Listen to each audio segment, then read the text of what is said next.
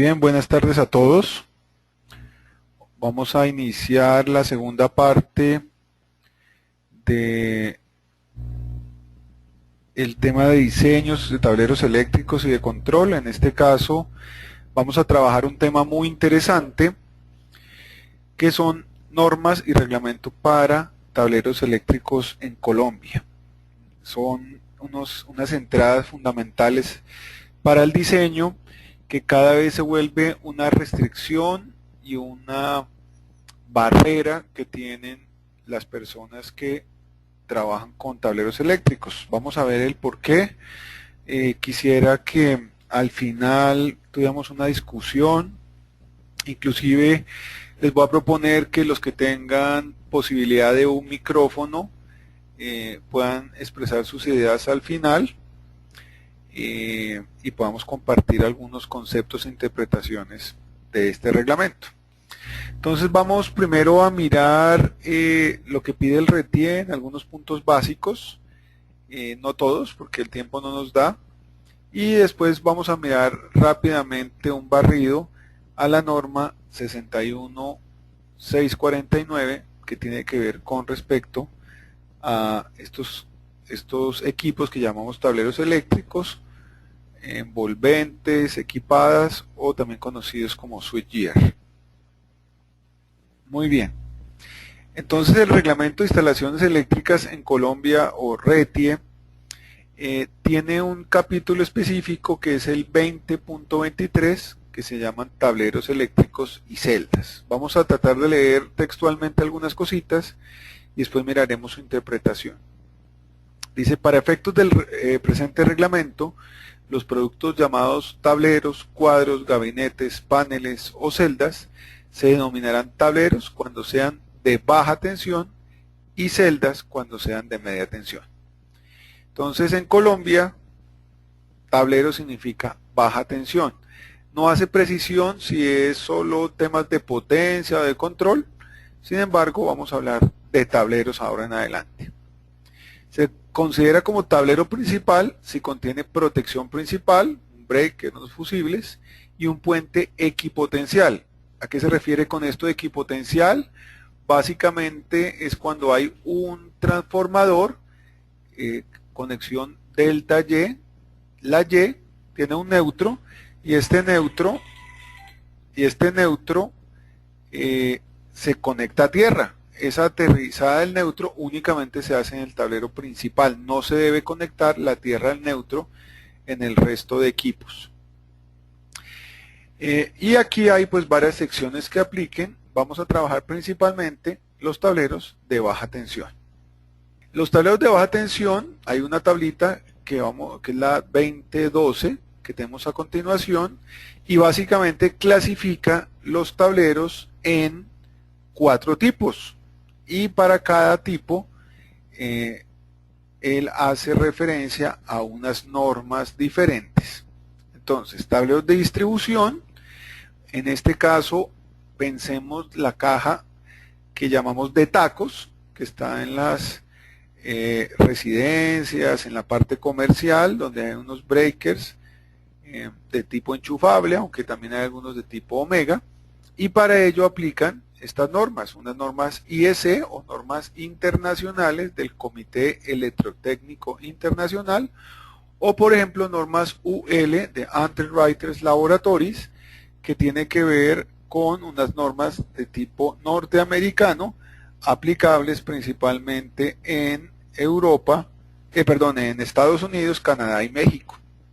Y unas normas equivalentes NTC colombianas. Bien, dentro de esto aparece la NTC 2050, también conocido como el Código Eléctrico Colombiano, del cual hablaremos un poco al final de la charla. Por otro lado están los tableros de potencia. En este caso, aquí hay 2 normas muy importantes de las cuales vamos a trabajar, que es la IEC, voy a tratar de señalarlas, por favor anoten estas normas porque son las más importantes hoy día, ¿sí?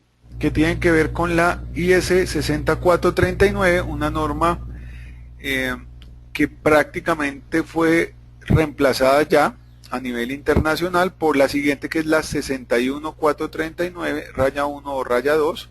Esta última, la voy a subrayar aquí, esta última es una norma que fue sacada en el año 2009 y que a la fecha tuvo 5 años para entrar en vigencia y desplazar la norma anterior. A nivel internacional es la norma vigente y básicamente es una norma internacional que aplica para muchos tableros eléctricos de control, de potencia, centros de control de motores.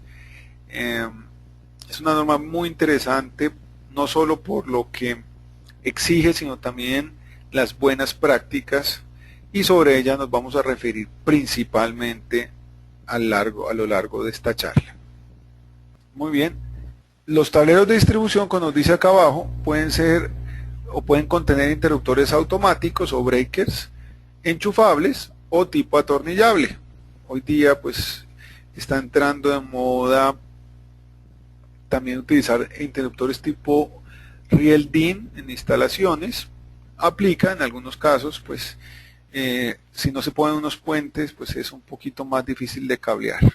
Vamos a hablar de algunos temitas que nos dice el mismo capítulo de la norma, o del reglamento mejor, que tiene que ver con el envolvente o el encerramiento. Fíjense que antes hablábamos de un tablero o un envolvente, pensamos que era lo mismo. El envolvente es solo la parte exterior, sin equipos, ¿cierto? También conocido como gabinete o armario. El tablero, entonces, ya contiene todos los equipos de potencia y de conducción de corriente. Bien, para ello hay llamados aquí una gran cantidad de normas. Voy a tratar de describir las más importantes, ¿cierto? Aunque desafortunadamente el RETIE no hace énfasis en cuál aplica y cuál no, porque son normas diferentes. Para mi gusto, ahí se está combinando un poco peras con naranjas y con manzanas, no es tan claro. Bien, con respecto a estas normas, vamos a resaltarlas. Esta norma muy famosa, la IS 60529, tiene que ver con los grados de protección IP o International Protection contra penetración de agua y partículas extrañas al gabinete. Esos son los famosos grados IP 65, 52, etcétera, etcétera. Bien, por aquí hay otras que tienen que ver con baja tensión, con tableros de distribución, muy de los breakers. Aquí la norma que había mencionado, para mí la más importante de estas, la 61439.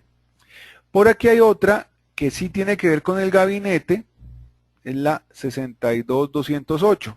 Sin embargo, esa la tiene que cumplir principalmente el que diseña, vende y estandariza la envolvente, ¿sí? Si uno no fabrica envolventes, pues no tiene que fijarse mucho en esa norma, pero tiene que ver que su proveedor sí cumpla, que tiene que ver con respecto a la estructura, a la pintura y a otros temas más. Y por el lado americano tenemos algo equivalente, la UL o Underwriters Laboratories 50, equivalente al tema de tableros. Y por otro lado la norma NEMA 250, ya que hay unos grados de protección un poco más exigentes en NEMA, porque no solo incluyen la penetración de agua y polvo, sino tienen en cuenta también si es un tablero apto para una zona con riesgo de explosión, temas de corrosión, los famosos NEMA 4, 4X, por ejemplo, que son en algunos casos en acero inoxidable, cosas de este estilo. Entonces, habría que mirar todas las normas, pero no son necesariamente competencia una de la otra, algunas sí, pero otras son complemento. Bien, veamos algo más que dice por acá el RETIE. A. Los tableros deben fabricarse de tal manera que las partes energizadas peligrosas no deben ser accesibles y las partes energizadas accesibles no deben ser peligrosas, tanto en operación normal como en caso de falla. ¿Esto cómo se puede explicar? Pues básicamente es que todos los elementos deben estar dentro del tablero y el tablero debe estar debidamente cerrado. En algunos casos esta se confunde cuando yo abro la puerta. Cuando yo abro la puerta, el tablero ya tiene otra condición que la veremos más adelante. Nos dice, tanto la envolvente como la tapa del tablero debe ser construida en lámina de acero cuyo espesor y acabado debe resistir los esfuerzos mecánicos, eléctricos, térmicos para el cual fue diseñado. En este caso, este punto pues no nos deja mucho que de enseñanza o una obligación, porque en muchos casos uno no especifica ese tema mecánico o térmico, a veces la parte eléctrica, aunque hoy día tenemos que ser conscientes que estos sí son parámetros muy importantes. Les diría que uno de los síntomas principales de que un tablero está bien diseñado es el tema de temperatura. Ni siquiera los parámetros eléctricos que uno normalmente pensaría. Si el tablero está correctamente dimensionado, correctamente construido, el efecto térmico debe estar bastante controlado. Eso hay que tenerlo. Sin embargo, nos dice que depende nuestro diseño. Entonces, ¿qué implica? Que no solo hay que diseñar la parte eléctrica, sino también esfuerzos mecánicos como soporte del peso, soporte de presiones y golpes, y térmicamente esos cambios de temperatura debido a la disipación térmica de los mismos equipos que están dentro del tablero. Bien, en la parte C dice el encerramiento del tablero de distribución debe accesible solo desde el frente.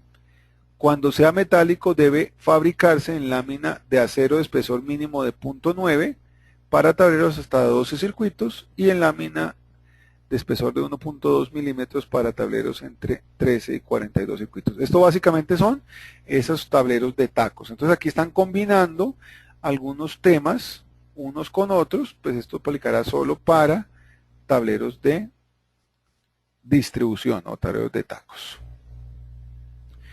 Bien, D. Los encerramientos deben tener un grado de protección contra sólidos no mayores a 12,5 milímetros.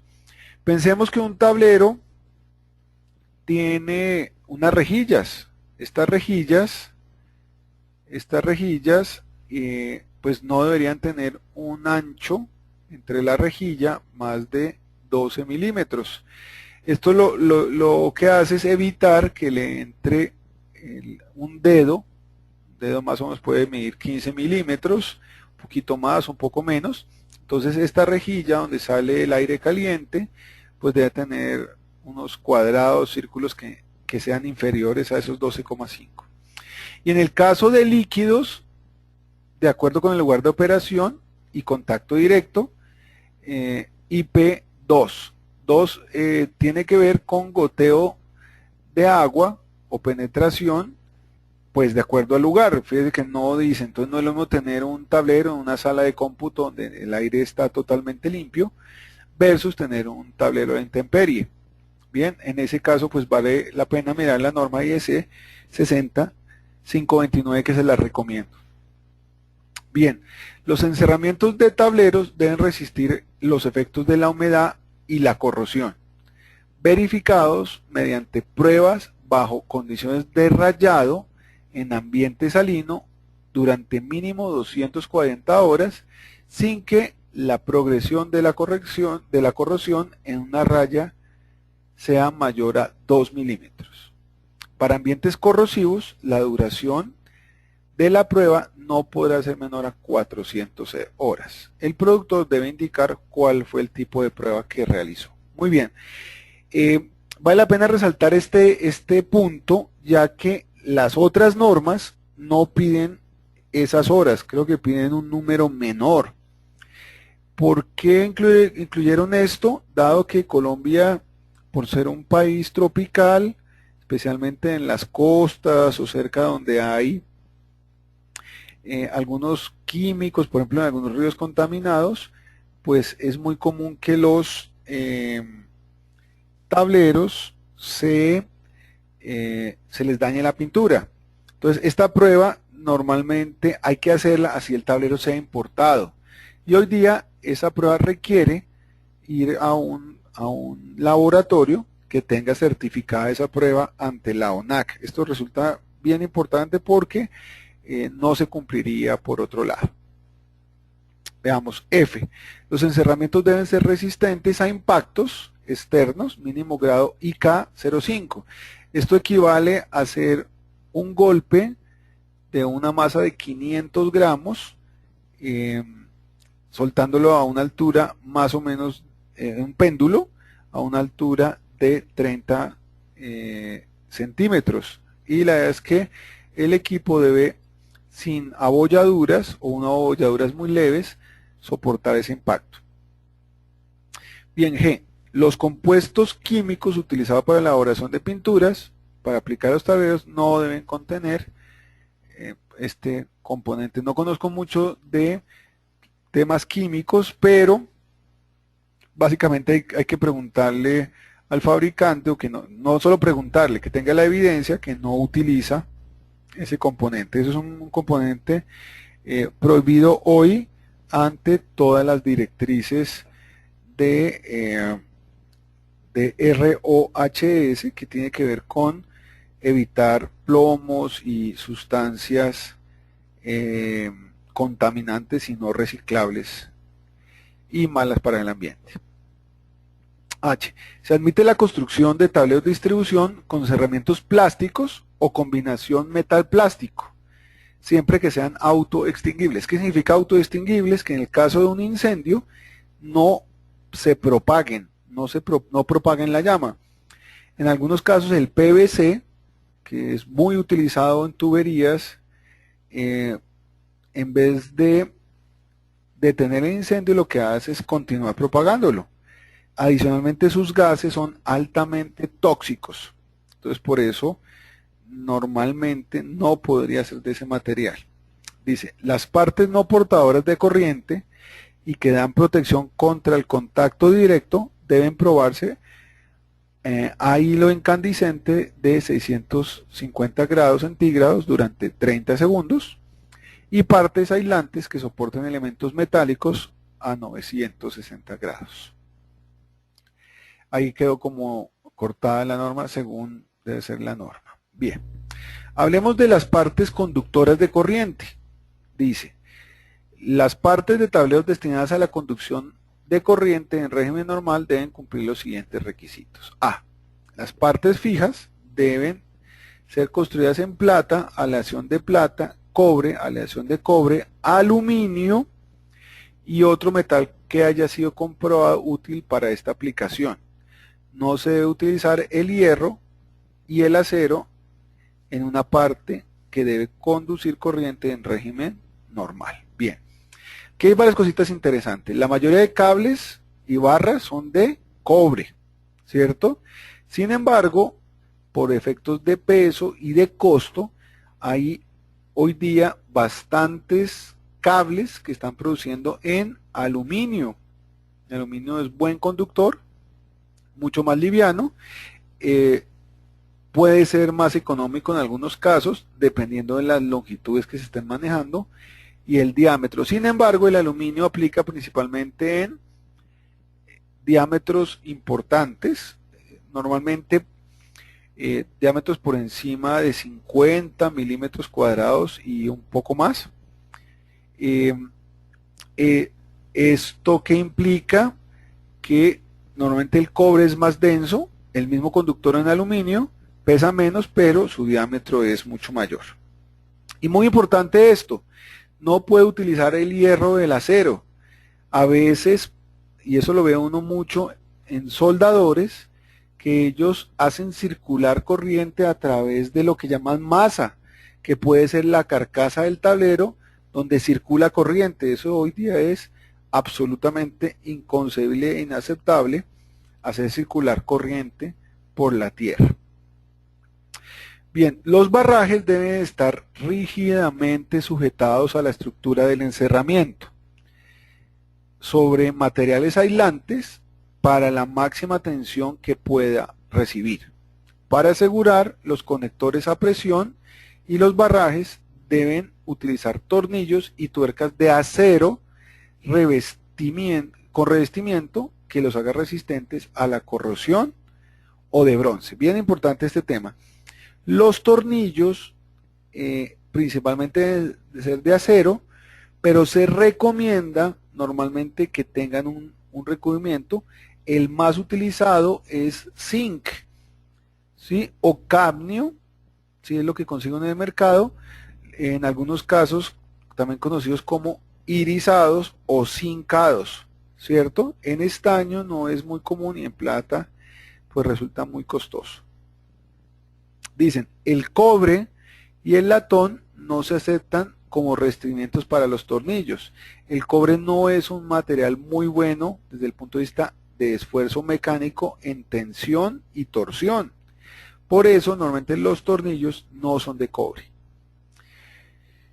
Las tuercas ni terminales de clavija de conexión pueden ser tampoco en este material. Todo terminal debe llevar tornillos de soporte de acero en conexión con una placa terminal no ferrosa. Bien importante este tema. Pues para evitar la oxidación y con la oxidación evitar que se aísle la tierra principalmente. C. La capacidad de corriente de los barrajes de fase no debe ser menor que la máxima corriente de la carga proyectada o la capacidad de los conductores alimentadores del tablero, excepto si se tiene una protección local incorporada. ¿Qué significa una protección local? Que si voy de un tablero al otro, debe haber una protección totalizadora por cada tablero. Y principalmente el cable debe ser mayor, soportar mayor corriente que el disparo del interruptor. Y eso es un punto muy crítico, ya lo hemos hablado en protecciones y en diversos aspectos. El breaker no solo protege el motor o las cargas, sino también protege los mismos cables. Y el cable debe estar por encima de lo que soporta el breaker. Todos los barrajes, incluido el del neutro y el de la tierra aislada, deben montarse en aisladores. Bien, hablemos un poquitico de la diferencia entre tierra y neutro. Por ahí hablaban de equipotencial hace un rato. Por el neutro circula corriente en condiciones normales. Pensemos lo siguiente, pensemos una lámpara. Entonces, monofásica, por la línea va corriente y por el neutro retorna. Si consume 1 amperio, por la fase va 1 amperio y por el neutro retorna ese mismo amperio. La tierra está conectada con el neutro, por allá en el tablero principal. Sin embargo, por la tierra no debe circular corriente. Bien, las tierras de potencia normalmente no son aisladas, ¿cierto? Son desnudas incluso.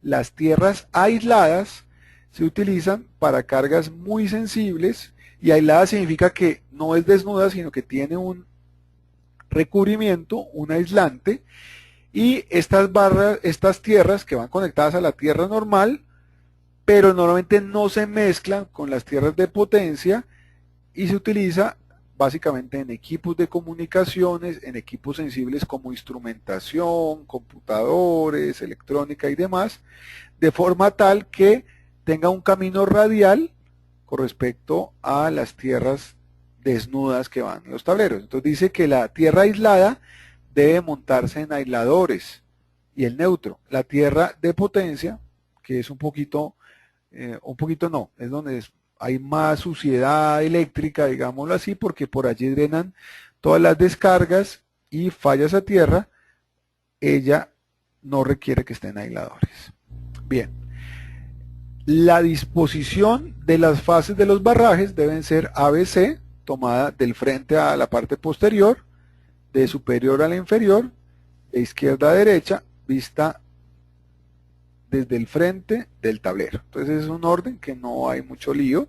Aquí no está, pero hay otro capítulo del RETIE donde están definidos unos colores de las fases. Por ejemplo, para tensiones de 208, 220 se utiliza amarillo, azul y rojo. Y sería amarillo para la A, azul para la B y rojo para la C. En tensiones, por ejemplo, 440, 480 voltios se utiliza café, naranja y amarillo también, en esa misma secuencia. Todas las partes externas del panel deberán ser puestas sólidamente a tierra. Básicamente son las puertas, las tapas laterales, a la tierra, más no al neutro. Recuerden que el neutro circula corriente, entonces la tierra es el otro conductor desnudo, y ese conductor lo vamos a conectar a las carcasas de los tableros y de todas las maquinarias. Por ahí no debe circular corriente. Y sus terminales se deben identificar con el símbolo de puesta a tierra. F. Todos los elementos internos que soportan equipos eléctricos deben estar en condiciones de resistir los esfuerzos electrodinámicos producidos por las corrientes de falla. Bien, pensemos en un cortocircuito, que es en el caso donde dos fases se conectan con una impedancia baja, o una fase y una tierra. Eso es lo que llamamos una falla o un cortocircuito. Cuando hay un cortocircuito se producen dos o tres efectos principales. El primero, se aumenta la corriente cuando la impedancia es casi cero y hay un voltaje, pensemos 208 voltios. Al ser casi cero la corriente tiende a infinito. Lo único que lo limita, ¿qué va a hacer? Esa resistencia entre los componentes. Entonces sube la corriente. Número 2, otro efecto, va a haber unas fuerzas entre los conductores que tienden a repelerse o atraerse. Esas fuerzas pueden dañar cualquier soporte o aislador que tengamos si no está construido para soportarlo. Y por otro lado, efectos térmicos. Un cortocircuito en el punto de falla puede llegar a varios miles de grados centígrados, ¿cierto? Haciendo que esos dispositivos se fundan. Por eso solicitaban anteriormente que hay que hacer unas pruebas de 960 grados centígrados con un hilo a los diferentes aisladores. Dice, las dimensiones, encerramientos y barreras deben permitir espacio suficiente para el alojamiento de los terminales y curvaturas de los cables. ¿Sí? A veces uno ve unos ángulos de 90 grados en cables bastante pronunciados y que hace que el aislamiento y el conductor como el cobre se fatigue. Por otro lado, entonces están la parte G. Las partes fabricadas con materiales aislantes deben ser resistentes al calor, al fuego y a la aparición de caminos de fuga. Caminos de fuga es todo el recorrido pegado por los aisladores, no la distancia en línea recta, sino haciendo todo el recorrido. Esa línea del recorrido, y pensemos en el aislador, baja la tapa del tablero y vuelve, sube hasta encontrar la tierra. Normalmente es más larga que una línea recta en aire. Cuando hay bastante polución, polvo, agua, hongos, hace que por esa línea de fuga o ese camino pegado contra los componentes se vuelva conductor. Bien, entonces es importante tener unas partes que tengan una larga longitud. Por eso los aisladores tienen una forma digamos o simétrica, pero con mucho recorrido, las aleticas que tienen los aisladores, y eso es para que la distancia de fuga sea larga y no haya una conducción fácil de corriente.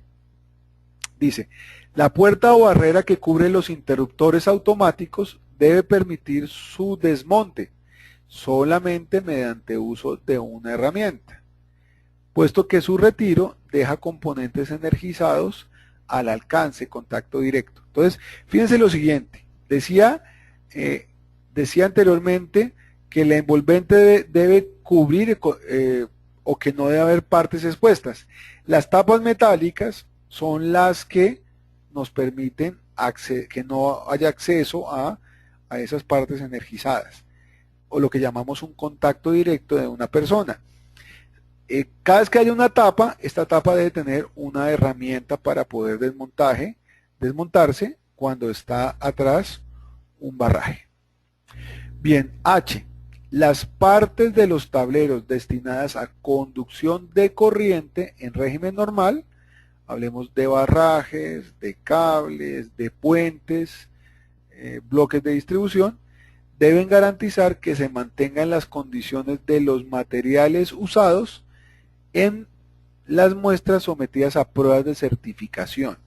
O sea que todos estos fabricantes de barras, de cobre, etcétera, etcétera, tienen que hacer unas pruebas, tanto nacionales como importados. Entonces, pues, en estas pruebas que les piden, contenido de cobre o aleación de aluminio, resistencia a la tracción, conductividad, el inverso de la resistencia, la dureza, el ángulo de doblado, siempre el fabricante debe decir eso, y adicionalmente el módulo de elasticidad, que tiene que ver con el número de dobleces y retornos a posición normal antes de que el material, el cobre, se fatigue. Bien. Hay otros temas ahí dentro de ese capítulo, pero esos son como los más importantes con respecto al tablero y las partes de corriente. Curiosamente, no habla mucho de algunos elementos de los cuales hemos hablado. Por ejemplo, no habla de los equipos electrónicos como variadores de velocidad, arrancadores suaves, no habla mucho de los contactores. Prácticamente en tableros llega hasta los interruptores, hasta los breakers. De ahí que los conductores y los breakers son los elementos más importantes que hay en un tablero, sumadas obviamente a los aisladores y elementos de soporte. Bien, voy a entrar al capítulo más discutido desde el 30 de agosto de 2013, cuando salió la resolución actual del RETIE, y tiene que ver con la certificación de tableros y celdas. Recordemos, tableros para baja tensión, celdas para media tensión. ¿Qué significa esto? Que no solo hay que certificar el envolvente, así se lo compre al fabricante más reconocido que esté certificado. La certificación tiene que ver con el envolvente más todos sus componentes internos. Para hacer esta certificación hay varias metodologías, ¿cierto? Por muestra, por lote, por marca continua, que es como la más exigente, que dura 3 años, y todos los tableros que algún integrador o fabricante haga van a quedar vigentes durante ese periodo con unos registros anuales. La otra opción es un lote, que yo hice unos tableros, llamo al ente certificador, él me revisa todos estos puntos anteriores y si cumplo me dice ese conjunto de tableros cumple con el RETIE. Sin embargo, la certificación no solo es una inspección visual o documental, sino tiene que cumplir las siguientes pruebas, mínimo las siguientes parámetros. Entonces, vamos desde la A hasta la K. Mucha atención con esto, porque si yo hago un tablero, supongamos que yo mande a hacer la envolvente en algún fabricante XX, nacional o importado, y le pongo mis equipos, por ejemplo de Schneider Electric, y pongo el cable de algún fabricante nacional, y digo, listo, esto funciona. Bien, ese tablero, si no está certificado, deben de hacérsele todas estas pruebas. Algunos fabricantes nacionales pues no están cumpliendo con esto. Esto es una barrera de entrada, inclusive un camino de salida a cierto mercado, porque eso que implica que yo tengo que hacer algunos prototipos y llevarlos al laboratorio para hacer todas estas pruebas. Bien, Hablemos de esas pruebas. La A, grado de protección IP, dice no menor a 2x, tiene que ver con la entrada de polvo, C, o su equivalente NEMA, e IP declarados. Entonces, si yo tengo un tablero y le digo mi tablero es IP31, que tiene ciertas condiciones de entrada de agua y de polvo, yo tengo que tener un certificado de un laboratorio que me diga, mire, le hicimos pruebas y el equipo efectivamente pasó. Estas pruebas hoy día hay 2 o 3 laboratorios, algunos en la ciudad de Medellín, otros en universidades, que no son tan costosas, pero del orden de 300 hasta 1 millón de pesos cada prueba, 2 millones en algunos casos, le hacen la prueba para un conjunto. Para no tener que pagar la prueba para todos los tableros que uno hace, ¿qué debe hacer? Pues tratar de sacar algunos prototipos, ¿bien? Y mandarlos a que se le hagan pruebas.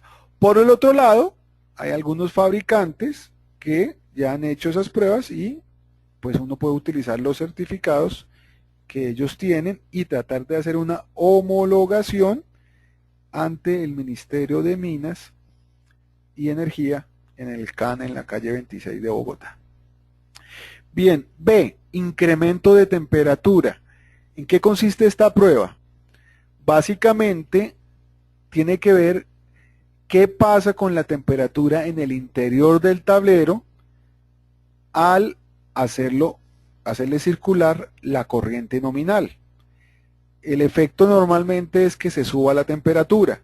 Sin embargo, nos dice incremento más no temperatura del tablero. ¿Por qué? No es lo mismo tener un tablero en Bogotá a 15 grados centígrados y que esté a 60, que tener un tablero en Barranquilla a 35 grados centígrados y que esté a 60. El incremento del primero en Bogotá sería 45 grados centígrados, mientras que en Barranquilla puede que sea solo incremento de 25. En este tema de temperatura, lo que más vale es el incremento. Hay software especializados que ayudan a detectar y a calcular la temperatura. Normalmente se pide que no incremente en las partes conductoras más de 70 grados. Por ejemplo, si en Bogotá está a 15 grados, la temperatura en el conductores no debería superar 85 grados. Y en el caso que sea eso, el aislamiento del conductor debe soportar esa temperatura. De ahí que hay cables de 60 grados, de 90, de 105 y así sucesivamente. Es el incremento. Entonces, eso es una prueba que hay que hacerle para un conjunto de componentes dentro de un tablero. Bien, C, propiedades dieléctricas. Esto es una prueba muy interesante. Entonces, a un tablero normalmente se le pueden hacer 2 pruebas dieléctricas según la norma IS 61439. La primera es aplicarle tensión, que son del orden entre 1500 y 2500 voltios durante unos pocos segundos y que no salte arco entre las partes vivas. ¿Eso de qué depende? Del aislamiento, de los cables, de los barrajes, de los aisladores. Si no pasa, si no salta corriente, si no salta, perdón, arco, no va a haber circulación de corriente, una corriente de microamperios. Cuando hay un arco, se alcanza a subir a unos miliamperios. Esa es la primera prueba. La segunda se conoce como la resistencia de aislamiento, que normalmente utiliza un equipo de ese nombre, un medidor de aislamiento, que voy a nombrarlo, es una marca realmente, pero así se conoce como Megger. Hay que meguear, eso es un término que no debemos utilizar, es medir la resistencia de aislamiento. Esto lo que nos pide la norma es que haya mínimo 1000 ohmios por cada voltio de circulación de corriente.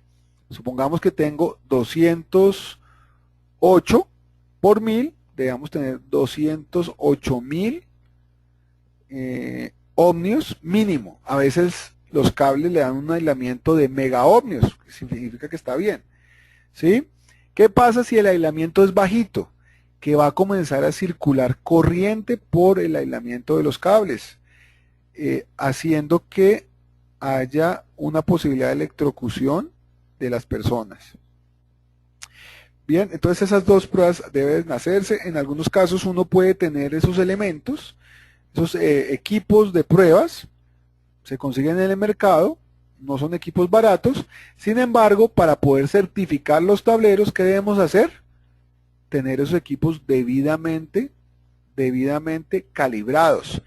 En algunos casos la calibración es más cara que los mismos equipos y debe hacerse anualmente. Entonces hay que tener mucho cuidado con esto. Efectividad del circuito de protección. Tiene que ver con la efectividad de las tierras que estén debidamente montados los dispositivos y bien seleccionados los breakers o fusibles que utilizamos. Para ello hay que utilizar cálculos o algún software de los fabricantes que me permita verificar que las curvas están debidamente, de los breakers y de equipos, están debidamente coordinadas. Comprobación del funcionamiento mecánico de sistemas de bloqueo, puertas, cerraduras u otros elementos destinados a ser operados durante el uso del tablero. Entonces, si tengo una puerta con una chapa, si tengo equipos extraíbles, si tengo mandos rotativos externos, si tengo pulsadores, esta es una comprobación que debe hacerse. Esa es relativamente fácil, es hacer un protocolo o un checklist donde cada uno de los elementos mecánicos se prueben. Esa no necesita unas pruebas muy complejas, aunque también hay entes de certificación que pueden hacer estas pruebas.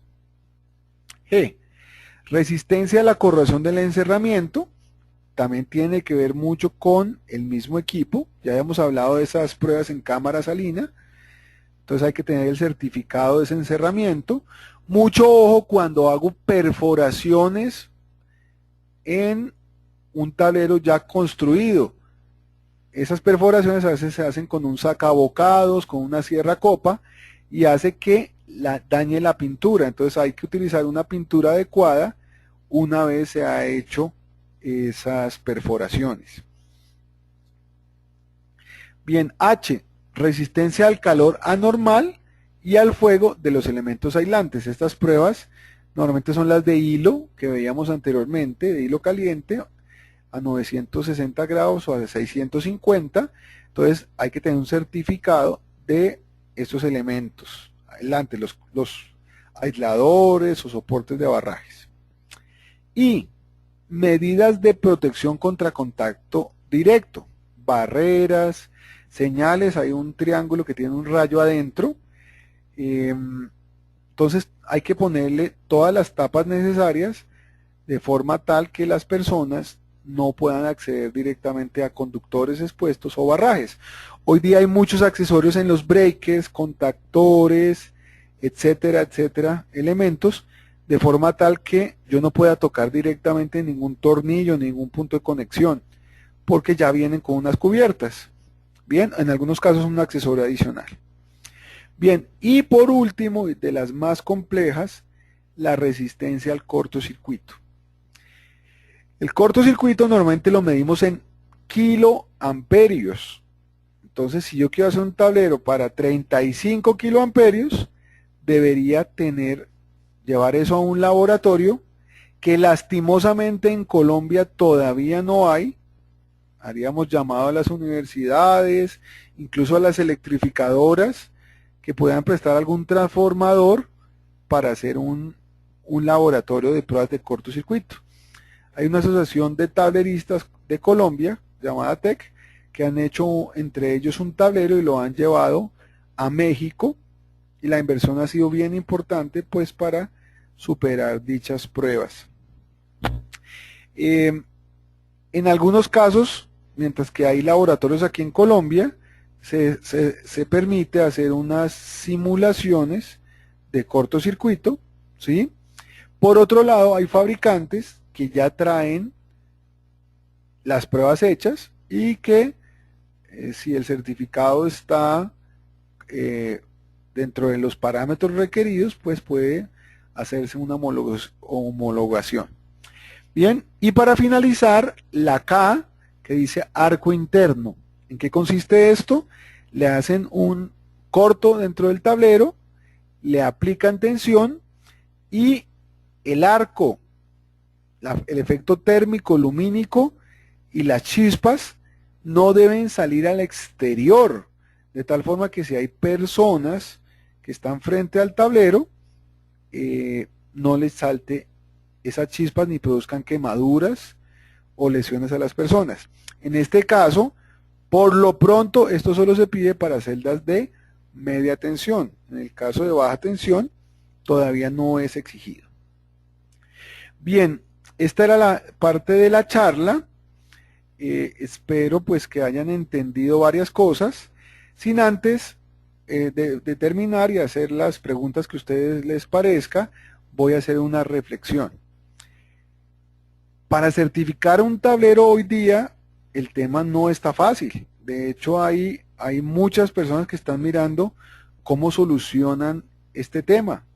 Anteriormente, la fabricación de tableros consistía en el envolvente, un trabajo de carpintería metálica en acero, unos dobleces, una pintura, y la parte interna se confiaba plenamente en que los equipos electromecánicos como breaker, contactores, etcétera, etcétera, iban a funcionar correctamente. Sin embargo, la instalación, los soportes y aisladores resultan fundamentales, ¿sí? De igual forma como el tamaño del tablero.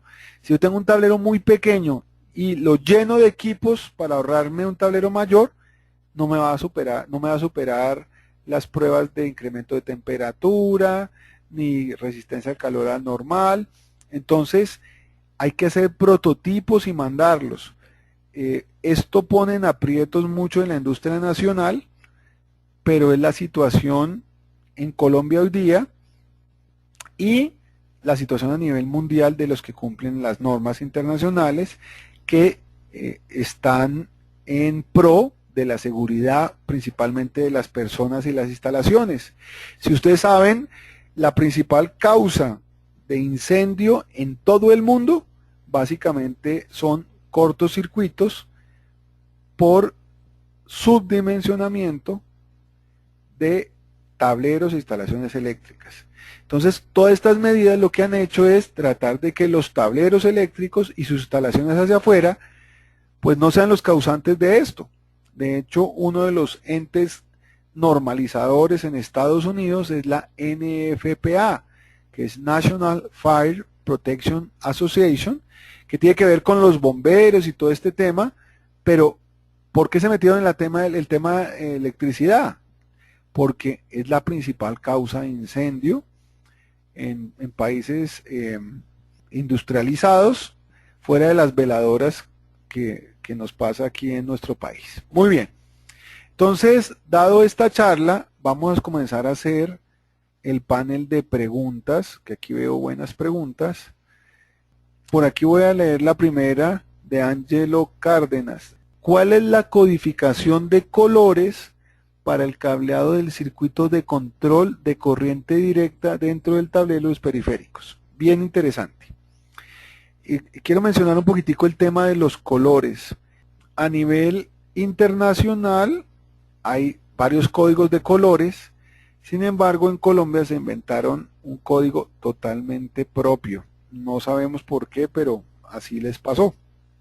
Yo tuve la fortuna de participar en algunos comentarios para el RETIE del 30 de agosto del 2013 y uno de los comentarios precisamente era el color de los cables de corriente continua. No tengo aquí en la presentación, pero Angelo va a tratar de contarte cómo son.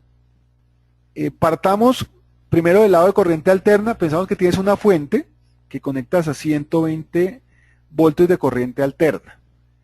Entonces a esa fuente vas a conectar la fase, que es el cable negro, el neutro, que es el cable blanco, y la tierra, que es un cable de color verde. De la salida de la fuente tenemos varias posibilidades, según el RETIE.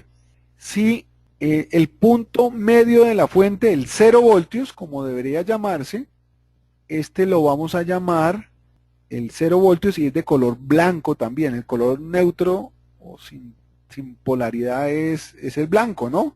Entonces el blanco será el 0 voltios. Y el positivo de corriente continua es color rojo. O sea que si tengo 24 voltios, normalmente debería poner blanco y rojo. Blanco el negativo y rojo el positivo.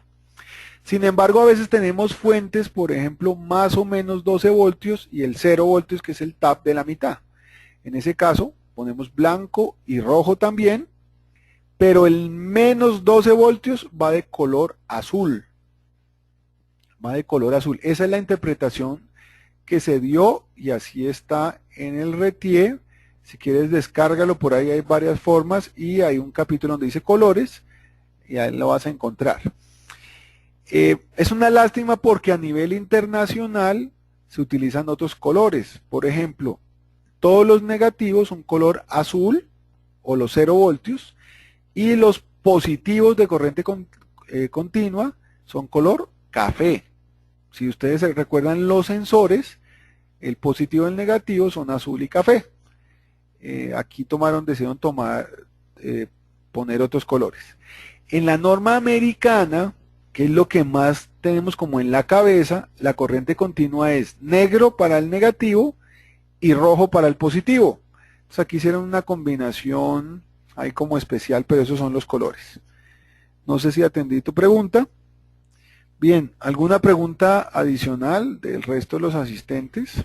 Si no hay preguntas adicionales, entonces damos por finalizada la sesión del día de hoy.